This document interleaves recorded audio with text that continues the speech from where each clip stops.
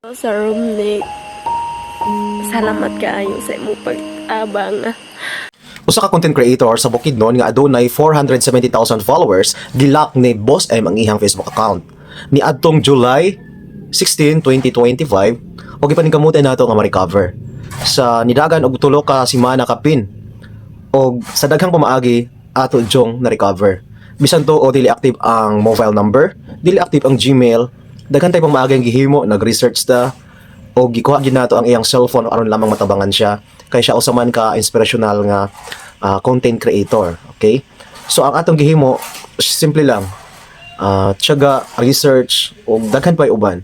Kung gusto dyan nato nga magpadayon sa atong content creator, advice lang nako ampingan nato kanang sa pagsugod pa lang, check nato, hinluan nato ang atong mga videos kay maabot yun ang time nga gusto yun ni Facebook na magkaroon ng advanced protection. Gusto niya i-turn on ang atong advanced protection para nga dili ta basta-basta ma-hack. So yun lang, let's go, bye-bye!